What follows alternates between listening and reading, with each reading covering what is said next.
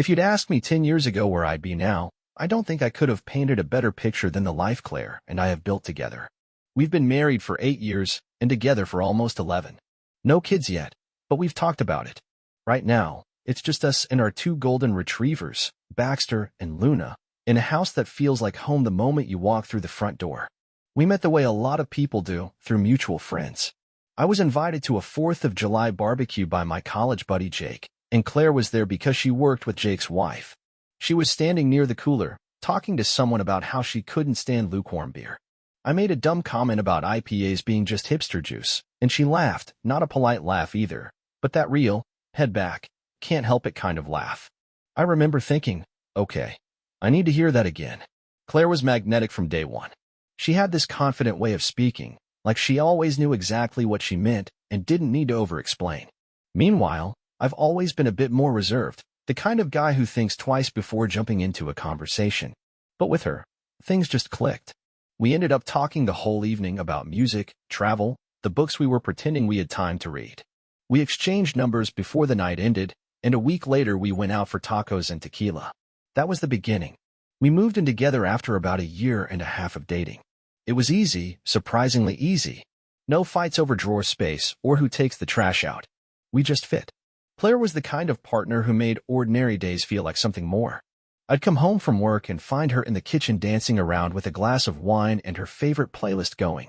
Sometimes she'd burn the garlic bread and laugh like it was a joke she was in on with the universe. I love that about her, still do. We bought our house together 5 years ago, a 2-story just outside the city, in one of those neighborhoods where people still wave to each other when they walk their dogs. Claire has an eye for design, so she made the place look like something out of a magazine without breaking the bank. I handled the handy stuff, painting, building shelves, installing ceiling fans. Between the 2 of us, we turned it into our little sanctuary. Our routines are simple but grounding. Weekdays are pretty typical. We both work full-time, me in IT consulting and Claire in brand strategy. We meet in the kitchen around 6 or so, take turns cooking dinner, and then either binge a show, read, or just talk on the couch until one of us starts nodding off. Weekends are for errands, seeing friends, or sometimes just doing nothing and loving it. It's not glamorous, but it's ours. People always ask how we keep things fresh, and I don't think we really try to. It just comes naturally. We like each other. We laugh a lot. We give each other space when we need it and company when we don't. There's a kind of quiet partnership that's developed over the years, not just love, but mutual rhythm. Like we're dancing to the same song, even when the tempo changes. That's us, in a nutshell. Nothing dramatic. Nothing wild. Just a solid life, built together, one small moment at a time. One of the things I've always appreciated about Claire is how she can make anything feel like an event. Grocery shopping turns into an impromptu date because she'll insist we grab coffee and walk the aisles like we're on some low-budget food adventure. A Sunday drive becomes a spontaneous detour to an antique shop we've never seen before. It's not that she's overly bubbly or quirky, she's just alive in ways I never realized I needed. We've got a rhythm that works for us. I'm the early riser. Mornings are quiet, coffee, email, maybe a jog if I'm feeling motivated. Claire, on the other hand, is a night owl. She does her best thinking after 10 p.m., usually curled up in the living room with her laptop, candles lit, and one of those lo-fi playlists humming in the background. We joke that we operate in shifts, but somehow we meet in the middle more often than not. She's the one with the green thumb. Our backyard's got raised garden beds she built herself, full of cherry tomatoes, basil, mint, and whatever she decided we needed from a YouTube video that week. I'm more of a fix-it kind of guy. If something breaks, I'm already halfway to the garage for tools before she's done telling me about it. We're both independent in our own ways, but we've always worked like a team. One person starts something, the other finishes it. That kind of thing. Travel's always been a big part of our bond. Every anniversary, we pick a new place. Sometimes big, like Montreal or the Oregon coast. Other times it's just a cabin in the woods with no cell service, which, honestly, ends up being even better. Our last trip was to Asheville. We hiked, we ate way too much. We stayed up late drinking wine and playing cards. I think that's when I realized just how much I love the way she narrates life, like she's storing the memory for both of us. Claire's got this sharpness to her. Not mean, just witty. She remembers everything, names, details, conversations from years ago. If we're out with friends and someone tells a half-finished story, She'll jump in with the missing piece and a one-liner that leaves everyone laughing. I've always admired that about her.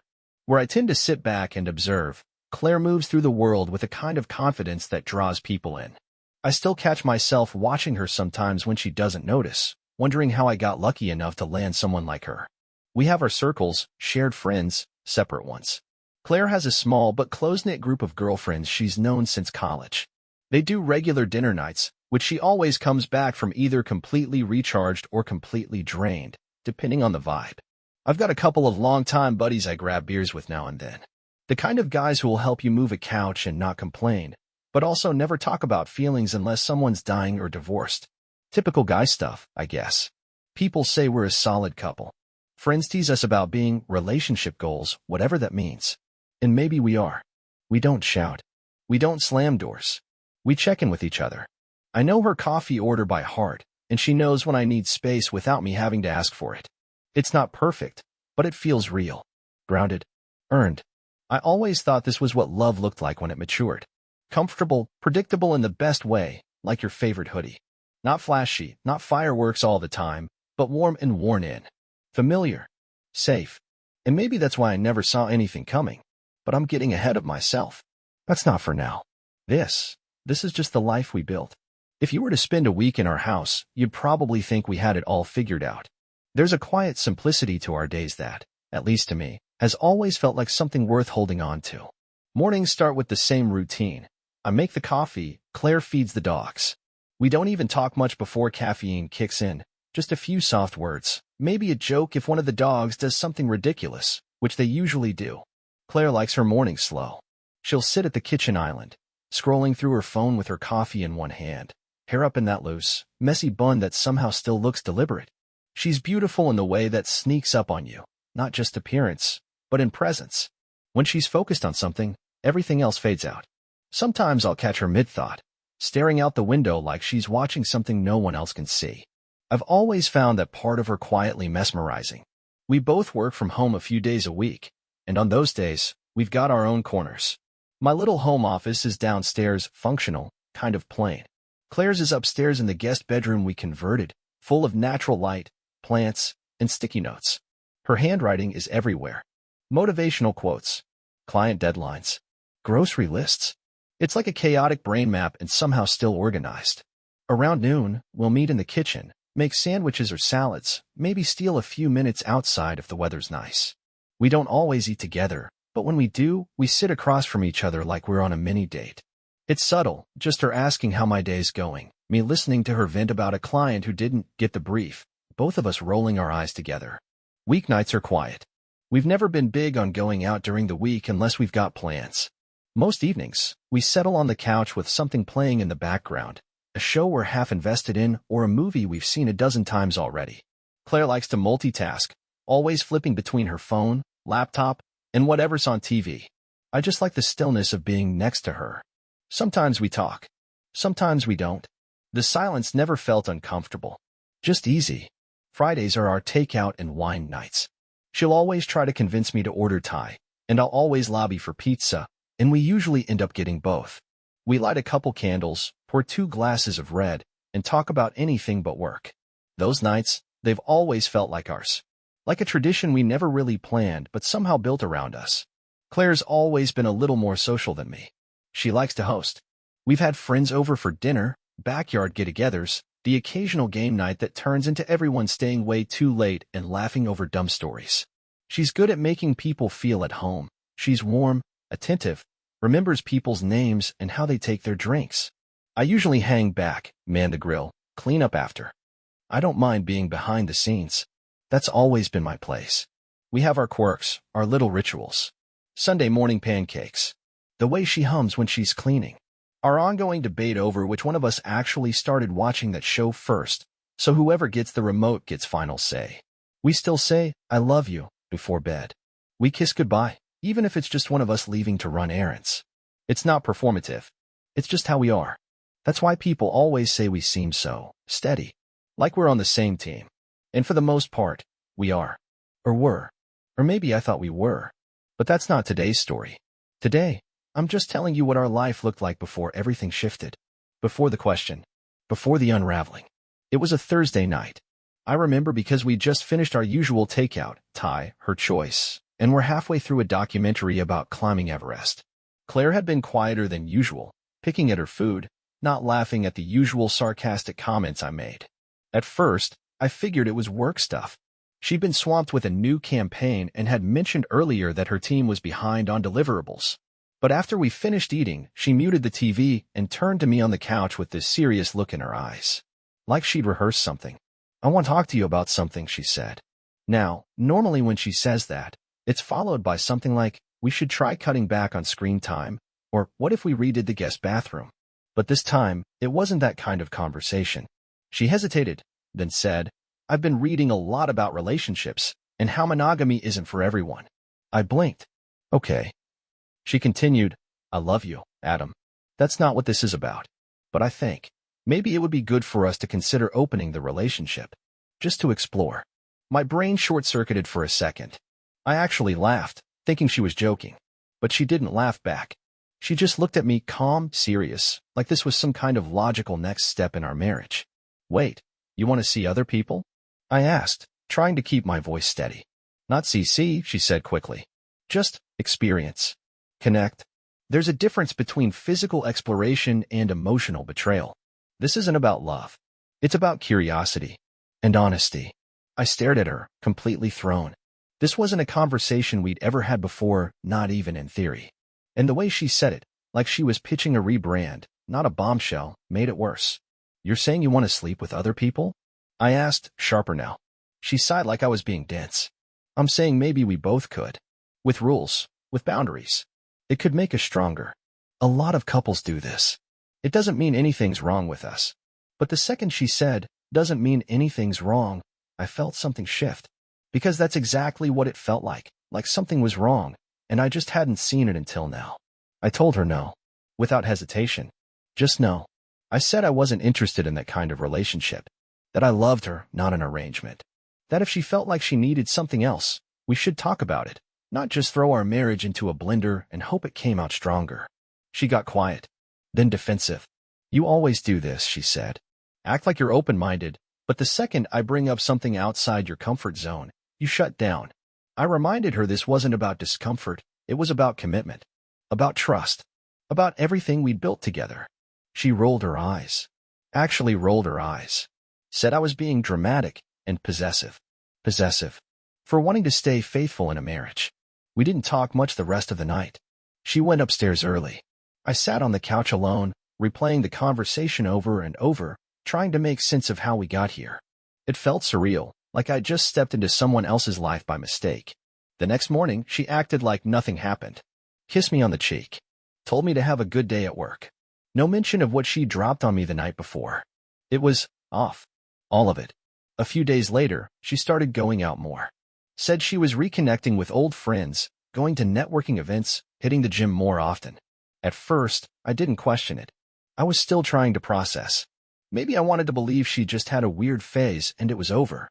But somewhere deep down, something didn't sit right. She asked for openness. I said no. And she didn't argue again. She just moved on.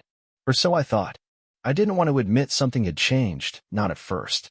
But you can only gaslight yourself for so long before the truth starts clawing its way through the cracks. After Claire brought up the open relationship, and I turned her down flat, something shifted between us. It wasn't a blowout. There wasn't some massive fight. In fact, that was the problem. There was just space. A slow, widening silence that neither of us really acknowledged. We still did all the normal things, shared meals, made small talk, watched shows at night, but underneath it all, there was this quiet tension, like we were both pretending everything was fine for the sake of convenience. She started going out more. It began subtly, a dinner with friends from work on a Tuesday, a late yoga class on Thursday nights, a team-building happy hour that ran into the evening. She'd get home later than usual, and sometimes she wouldn't come straight home at all. She'd text me that she was grabbing drinks after or stopping by a friend's place. The names she mentioned were always the same few: Melissa, Abby, the girls. Familiar enough not to raise alarm, but vague enough to leave no trace. Every time I asked how it was, she'd give me the same breezy response: fun. Just catching up. Or work venting. Nothing exciting. I told myself not to jump to conclusions. I tried to trust her, to hold on to the woman I'd built a life with. But the vibe was off. It wasn't what she was saying, it was what she wasn't. She'd always been open with me, chatty about the details. Now it felt like she was editing herself in real time. Her stories had holes in them. Once, she told me she and Abby went to this wine bar downtown, but I remembered Abby posting photos that same night from her living room with her dog. I let it slide. Another time, Claire said she'd be home by 10, but rolled in close to midnight and said she lost track of time. No apology. No explanation. Just that. She changed her passcode. That was the one that really stuck with me. I noticed it one night when she was scrolling on her phone next to me on the couch. She tilted the screen away, subtle, automatic, and when I reached for it jokingly, she pulled it back with a little laugh and said, "Hey, private texts." I didn't say anything at the time. I think I just smiled and nodded. But inside, something dropped. We'd always had an unspoken openness with each other. I wasn't one of those guys who checked her phone, and she never went through mine. We didn't need to. But suddenly there were passwords, locked apps, her phone always face down. Her notifications went silent too. She said it was for focus, but I hadn't even realized how often I used to hear that little ping until it stopped completely. There were other things, too. She was suddenly obsessed with her appearance, more than usual. New gym outfits, fresh highlights, lingerie that still had tags on it, even though we hadn't been intimate in weeks. She started wearing perfume again, not the everyday kind she used to keep on the dresser, but a bolder scent, something heavier, something unfamiliar. I remember walking into the kitchen once after she left and catching a faint trace of it in the air. It lingered in a way that made my stomach twist. I started second-guessing everything. Was I overthinking? Being paranoid? I even Googled things like signs your partner is cheating and felt ridiculous the moment I did. But every list I read, every red flag, was like a checklist I never meant to fill out. I'd lie awake next to her at night, staring at the ceiling, wondering where she really was when she said she was stuck in traffic or grabbing one more drink. Wondering who she was texting when she turned away to smile at her phone. Wondering why, when she touched me now, it felt like an obligation instead of affection. I tried talking to her gently, not accusing. Just asked if she was okay, if we were okay. She smiled that performative smile and said she was just busy, tired, off. Said I was imagining things. That she still loved me. But the words felt hollow. She didn't reach for my hand. She didn't offer comfort. She just said what she had to say to shut the door without slamming it. I think that was the worst part, not knowing for sure, just feeling it in your bones. Like a splinter under your skin you can't quite get to, but every time you move, it hurts. I didn't have proof. I didn't have a name or a moment I could point to. All I had was a gut feeling I couldn't shake. And a growing sense that the person I'd known, the woman I loved, was slipping into a version of herself I no longer recognized. But still, I said nothing. Because sometimes silence feels safer than truth. There's a strange kind of madness in pretending everything's fine when you know it's not. I started living a double life, at least inside my head. Outwardly, I was the same husband, polite, reliable, showing up to work, doing the dishes, remembering to ask about her day. But internally, I was on high alert. I had become a version of myself I didn't recognize, someone who watched, who waited, who took mental notes of every small inconsistency and filed them away like evidence in a case I hadn't yet admitted to building. It wasn't just that Claire was distant. She was inconsistent, and that's when I really started paying attention. One day, she'd be affectionate, joking with me like old times, touching my arm as she passed me in the kitchen. The next, she'd be ice cold, short answers, eyes on her phone, almost like she couldn't be bothered to play the part. Her moods didn't line up with anything I could track. It was like she was living two lives, and I only existed in one of them, and not the better one. She started going out more often, and staying out later. And when she got home, she never smelled like the place she claimed she'd been. One night, she said she was grabbing wine with Melissa. I nodded. No fight, no argument. Just nodded. But I watched her get dressed, tight jeans, heels, perfume, and something in me just snapped into focus. She looked good. Too good. That effortless, put-together kind of good that people don't do for wine nights with old friends. She left at 6:45 p.m. I watched the taillights disappear, then sat at the kitchen table for 10 minutes, unmoving. Then I got up, walked into the garage, and checked the mileage on her car. 32,141. I took a photo of the dashboard with my phone. I felt ridiculous, like a jealous teenager, but I needed something. I needed a way to keep track. When she got home that night, it was 11:14 p.m. She was smiling when she walked through the door, humming softly under her breath. Her makeup still looked fresh. I casually asked how dinner was, and she told me Melissa was going through some stuff, so they ended up talking in her car for a while after they ate. I nodded again. Didn't press. But later, when she was asleep, I went back into the garage. 32,190. 49 miles. For a dinner that supposedly happened 10 minutes away. The next day, I asked how Melissa was holding up. Claire blinked. For just a second too long. Then said, "Oh, yeah. She's okay. Still sorting things out with her sister." She turned back to her laptop like nothing had happened. But in that half-second pause, I felt the ground shift. I didn't confront her. I didn't want to fight. I wanted truth, and I knew if I came at her with accusations, she'd just lie better next time. So instead, I started watching. I took quiet inventory of her days, of her stories, of where she said she was going and when she came back. She never asked me to come along. Never offered to include me in these nights out. It was always just us girls, or you'd be bored anyway. One night, when she went upstairs to shower, she left her purse on the dining table. It was open, and I stared at it for a full minute before I stood up, walked over, and looked inside. I don't know what I expected to find. Hotel keys? A second phone? Instead, I found a receipt, tucked into the side pocket of her wallet. It was from a place I'd never heard of. A restaurant across town, definitely not the one she told me she'd gone to. 2 entrees. 2 drinks. A 9:43 p.m. timestamp. No note, no name. Just numbers and timing that didn't add up. I took a picture of it. She came downstairs a few minutes later wearing one of my old sweatshirts, barefoot, hair damp. She looked relaxed, comfortable, like someone who had nothing to hide. She leaned over and kissed me on the head before settling on the couch with her phone. I watched her type something and smile. Not at me, at the screen. I asked who she was texting. "Melissa," she said, without looking up. "Just something funny she sent me." I nodded, because that's what I did now. I nodded while she lied to my face. That night, I couldn't sleep. I lay next to her listening to her breathe, wondering how many versions of Claire existed, wondering which one she was with me, and who she became when she left this house. My mind kept circling back to one thing, the way she looked when she said she loved me now. Like it was scripted. Like she was reading a line she didn't believe anymore. I didn't have proof yet. Not really. But the puzzle was starting to come together. And the picture it was forming, I didn't want to see it. But I also couldn't look away. Something was happening. I just didn't know how bad it would get. Yet, it's a strange kind of torture, watching your marriage play out like a play you've seen 100 times, only now you're not sure who's acting anymore. I didn't need a confession. I didn't need to find her in the act. I could feel it. In my chest. In the way the air changed when she walked into the room. Claire was still there, in name, in body, but something about her felt absent. Like she was living somewhere just outside of reach, always one step ahead of whatever I was about to ask. She started turning her phone screen away more often. Not dramatically, not like she was covering it with her hand or hiding it in her pocket. Just subtle tilts of the wrist. Quiet movements.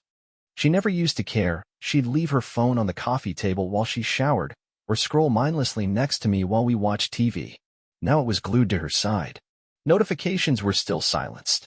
She started keeping it in Do Not Disturb mode, and when I asked why, she said, "It helps me focus." The way she said it sounded rehearsed, like a line she'd practiced in case I ever asked. Her schedule changed too. More unpredictability. She'd tell me she had dinner plans with friends, but never names anymore, just friends. Sometimes she'd say it last minute, throwing on makeup in a rush, grabbing her keys while telling me not to wait up. I asked once if I could come casually, not accusing, and she laughed. Actually laughed. "It's just girls' stuff, babe. You'd hate it." And maybe I would have. But that wasn't the point. There were moments when I almost convinced myself I was being paranoid, that I was making things bigger than they were. But those moments were always short-lived. Like when I kissed her cheek and she flinched, not obviously, not in a way she could be called out for, but enough that I noticed. Or when I went to hold her hand in bed and she pulled away in her sleep. The kind of things you could explain away, sure, if you wanted to. But I didn't want explanations. I wanted the woman I married. One Saturday morning, she told me she had a yoga class and then errands. I said okay and offered to tag along. "We could grab lunch after," I said, hopeful. She hesitated, just for a second. "I don't think you'd have fun," she said. "I have a bunch of stops." It's going to be boring. I nodded, like I always did, but something about the way she didn't meet my eyes stayed with me long after she'd gone. I waited 20 minutes after she left. Then I got in my car and followed. Not something I'm proud of. I've never done anything like that in my life. But I was done ignoring the itch under my skin. I stayed a few cars behind, just far enough not to be obvious. She didn't go to the yoga studio. She didn't even head in that direction. She drove across town and parked in a lot I didn't recognize, got out of her car, and stood there for a few minutes. Then a second car pulled up. I couldn't see much too far, but I watched her get in the passenger seat without hesitation. And then they drove off. I didn't follow. I just sat there, staring at the empty spot where her car had been. My hands were shaking, and I wasn't even sure what I'd seen. It could have been anything. A friend. A coworker. A rideshare. I told myself all of it. Tried every possible angle that wasn't what I already knew in my gut. But none of it made sense. Because if it was innocent, why lie? That night, she came home around 7. Said yoga was so relaxing, and that she stopped at the grocery store but couldn't find what she needed. She pulled a protein bar out of her bag and asked if I wanted it. Like nothing had happened. Like she hadn't just disappeared into someone else's car hours earlier without a word. I didn't say a thing. I smiled. I took the bar. I sat next to her on the couch like everything was fine. But inside, something was breaking. The next few days, I watched her more closely. She had a glow about her now. Not the soft kind, the one I used to see when she was happy, when we were planning vacations or decorating the house. This was different. Sharper. Like she was excited about something she wouldn't let me touch. I'd catch her checking her phone in the kitchen, smiling at whatever was on the screen, then tucking it away like it had never been there. We hadn't been intimate in weeks. At first, I thought it was stress. Then I thought it was me. Now, I wasn't sure what to think. One night, I reached for her in bed. She turned away, mumbled something about a headache. I lay there staring at the ceiling, the silence between us louder than anything I'd ever heard. I wanted to confront her, to scream, to demand the truth. But what would I say? I followed you once and saw something suspicious? You flinched when I touched you, and that's how I know you're slipping away? I had no proof. Just a growing pile of observations and a voice inside me that was getting harder to ignore. I wasn't ready to face it yet, but I could feel it. Whatever this was, whatever she was doing, it wasn't temporary. And it wasn't innocent. It was a Friday evening. Early fall. The kind of night where the sun's already down, but the heat from the day still lingers in the pavement. I was driving home from work. Nothing unusual. Just tired, a little wired from too much caffeine, trying to figure out whether we had anything in the fridge or if I'd have to order in again. I hadn't heard from Claire since noon. She'd sent a thumbs up in response to something I'd texted, the kind of non-reply she'd defaulted to lately. It didn't even sting anymore. It was just expected. I was maybe 10 minutes from the house when I turned onto a street I didn't usually take. Just a slight detour. I don't even know why. Habit, maybe. Or maybe something else. I wasn't thinking about her. Not directly. My mind was just drifting when I saw it. Her car, parked in the driveway of a house I knew too well. It didn't register at first. I slowed down without meaning to, thinking that can't be right. But there it was, same license plate, same faded sticker on the rear windshield she kept meaning to peel off. And it was parked at my best friend's house. Nick, my oldest friend. We'd grown up together, gone to the same high school, played on the same soccer team. He was the kind of friend who helped you move without complaining, who came over to install a ceiling fan and stayed to drink beers on the porch. He worked with me now, not just a friend, but a colleague, someone I'd trusted to be part of my life in every way that mattered. And my wife's car was in his driveway. I parked a few houses down, sat in my car with the engine running, heart pounding in my ears.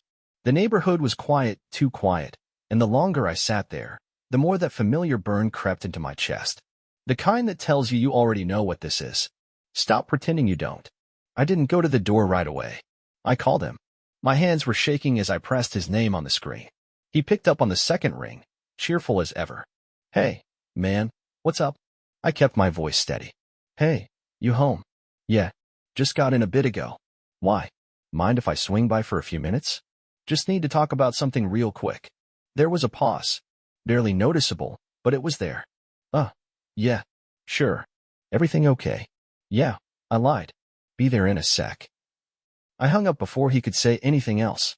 Then I got out of the car and walked up the street. Every step felt slow and detached, like I was moving through water. My legs weren't heavy, it was my chest. My head. I didn't know what I was about to see. Or maybe I did, and that's what made it worse. I rang the doorbell. The seconds stretched. Then I heard footsteps, muffled movement. The door opened, and there he was. Nick. Looking the same as always. A little flustered, like he wasn't expecting me to actually show up. He smiled, but it didn't reach his eyes. Not like it used to. Hey, he said, stepping back. Come on in. And then I saw her. Claire. Standing at the end of the hallway, just inside the living room. Hair pulled back. Wearing a t-shirt I didn't recognize. No shoes. No makeup. She froze when she saw me. Eyes wide, mouth slightly open. Like she'd seen a ghost. She didn't speak. Neither did I. I looked at her, then back at him. And then the silence collapsed under its own weight. Nick cleared his throat. Hey, this isn't. Don't, I said. Just one word, but it was enough. Claire stepped forward. Adam. No. I wasn't yelling. I wasn't crying. I felt calm. Cold. Like something inside me had turned off. The part that needed answers. The part that still hoped this was some kind of mistake. I looked at both of them. Claire's face was pale. Nick couldn't meet my eyes. I turned and walked out without another word. Back down the porch steps. Back to my car. I drove home without music, windows down, breathing like I was trying to keep from drowning. I didn't cry. I didn't punch anything. I just felt this numb, hollow ache settle in my chest like something final. When I got home, I changed the locks. I did it mechanically, like I was installing a new faucet or fixing a light fixture. She had a key. Of course she did. But by the time she got back, however long she stayed at Nick's, she wasn't going to be able to walk back and like nothing happened. I packed her things. Every drawer. Every hanger. Neatly. No violence. Just quiet urgency. I lined the bags and boxes on the front step like a delivery no one ordered. And then I waited. When she finally showed up, it was close to midnight. I watched through the peephole as she tried the handle. When it didn't budge, she knocked, not softly. Adam, she called. Please let me in. Can we talk? I didn't answer. She knocked again, louder. Adam, come on. Please. Her voice cracked on the second please. But I stayed quiet. Stood just inside the door, heart pounding, jaw clenched. She banged again. Just talk to me. I opened the door just enough to see her standing there, makeup smudged, eyes red. I'm not doing this, I said. Adam, I messed up. It was a mistake. Take your things and go. You can't just take your things and go. She stood there, eyes pleading. I didn't mean for this to happen. I stared at her. The woman I had loved. The woman I thought I knew. You made your choice, I said. Now you live with it. I shut the door, locked it, and didn't open it again. I didn't sleep that night. Not even for a minute. I sat in the armchair in the living room, lights off, watching shadows move across the ceiling while her suitcase sat untouched on the front porch. She knocked a few more times, called my name once or twice, but eventually gave up. I heard her drive off sometime after 2 a.m., didn't know where she went. Didn't care. In the morning, I made coffee like I always did. Fed the dogs. Took a shower. It was strange how easily the body goes through routine when the mind is fractured. I think I was in shock, a quiet, functional kind of shock. Not the dramatic kind you see in movies. Just that dull hum behind everything you do, like you're moving through a world that's no longer yours. I called a locksmith. Told him I wanted every lock in the house replaced, and I wanted it done that day. No questions asked. He was at my door by 10:30 a.m. By noon, Claire's keys were useless. Then I went to the guest room, where I'd been sleeping the last few weeks, and opened my laptop. Nick worked for me. Well, technically under me. I ran the project division at our firm. He was one of the senior consultants. Claire and I had met him for dinner maybe a dozen times over the years. She always laughed at his jokes, always called him charming in a mischievous way. I thought nothing of it. Until now. I opened the employee system, pulled up his record, and initiated a formal termination. Cited breach of personal trust and conflict of interest. I didn't need a messy confrontation. I didn't owe him a conversation. He knew what he did. I sent the documentation through HR, scheduled a meeting for 4 p.m. I'd let them handle the call. I was done handling things for people who didn't deserve it. Claire came back that afternoon. She stood on the porch in broad daylight, wearing sunglasses, holding her phone in both hands like it was a lifeline. I watched her through the peephole again as she tried to open the door, again forgetting or refusing to accept that it wouldn't work. She knocked. softly this time. Then harder. Adam, please. Just talk to me. Please. I opened the door an inch. Just enough to see her face. Her sunglasses were off now. Her eyes were red, but her voice was calm. Too calm. I know you're hurting, she said. And I deserve it. I do. But can we please talk? Not yell. Just talk. You want to talk? I asked. Yes. I stepped back so she could see the boxes and bags behind her on the porch. We already did. Don't do this, she said. Her voice cracked. Please. Just listen to me. It didn't mean. Stop. Don't insult both of us. I made a mistake. No. You made a choice. And you lied about it, every day. I was confused. No, Claire. You were deliberate. You asked for an open relationship. I said no. You didn't negotiate. You didn't respect it. You just decided I didn't matter. She looked down, swallowing hard. I didn't think it would go this far. I almost laughed. Go this far. As if it just happened to her. Like she'd tripped and fallen into someone else's bed. I didn't think I'd find your car at Nick's, I said. But here we are. Her eyes snapped up. You followed me? No. I was driving home. Took a different route. You know, by fate, maybe. She said nothing. I could see her mind racing, calculating. Trying to figure out which version of herself to be. I don't know what to say, she whispered. Then say nothing. I closed the door. Slowly. Deliberately. Then locked it with a click. She stood there for a while. I didn't look again. I didn't open the curtains or peek through the blinds. I just waited until I heard her car leave. She didn't come back that night. Or the next. I got a few texts. Apologies. Promises. Half-formed excuses dressed up as reflection. I didn't reply to any of them. Nick didn't text at all. HR let me know he didn't take the termination well. Said it was personal, and he threatened to lawyer up. But the company sided with me. The documentation I provided was enough.